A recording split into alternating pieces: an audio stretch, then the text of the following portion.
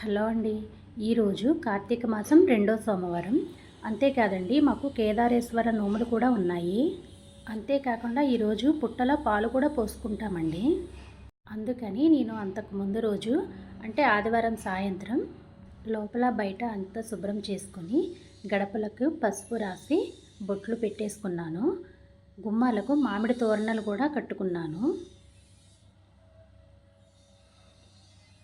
ఇంకా నేను సోమవారం పొద్దుటే లేచి లోపల బయట అంతా శుభ్రం చేసుకొని బయట కడాపు చిమ్మి ముగ్గు పెట్టేసుకొని స్నానం కూడా చేసి తులసమ్మ దగ్గర ఇలా రెడీ చేసుకొని ఫస్ట్ వారం చేసుకున్నట్టే ఒక బేషన్ తీసుకొని దాంట్లో వాటర్ వేసి పసుపు కుంకుమ అక్షింతలు పువ్వులు వేసుకున్నాను. వేసుకొని ఆ నీళ్ళలోనే నేను దీపారాధన వదిలిపెట్టుకున్నాను. ఇలా బయట పూజ ముగించుకున్న తర్వాత లోపల కూడా దీపారాధన చేసుకొని శివ అష్టోత్తరం చదువుకొని లోపల కూడా పూజ ముగించేసుకున్నానండి. ఇంకా లాస్ట్లో శివునికి హారతి ఇచ్చేసి నేను కూడా హారతి తీసుకున్నాను.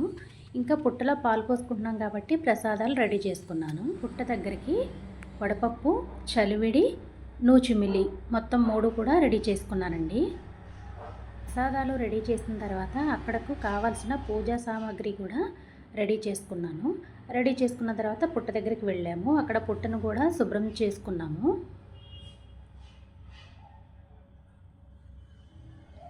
అంతా శుభ్రం చేసుకున్న తర్వాత పుట్ట మీద నీళ్లు చిమ్మి వరిపిండి, పసుపు, కుంకుమ, అక్షింతలు అన్నీ కూడా పుట్ట మీద వేసి దీపారాధన చేసి అందరూ కలిసి పుట్టలో పాలు పోసుకున్నామండి.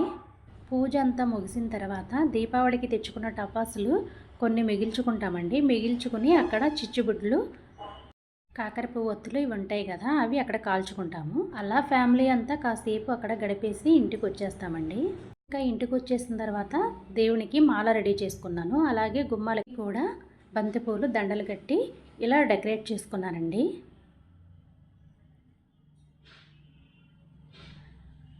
ఇంకా సాయంత్రం ఇంటి ముందు గడపల దగ్గర ఇలా ముగ్గు వేసి పువ్వులు వేసి దానిలోనే దీపాలు వెలిగిద్దామని చెప్పి ఇలా డెకరేట్ చేసుకున్నానండి.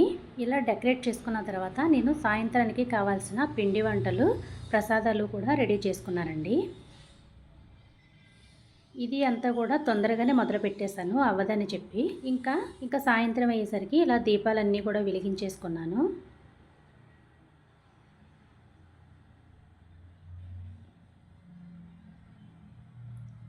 తులసమ్మ దగ్గర కూడా ఇలా దీపారాధన చేసుకున్నాను.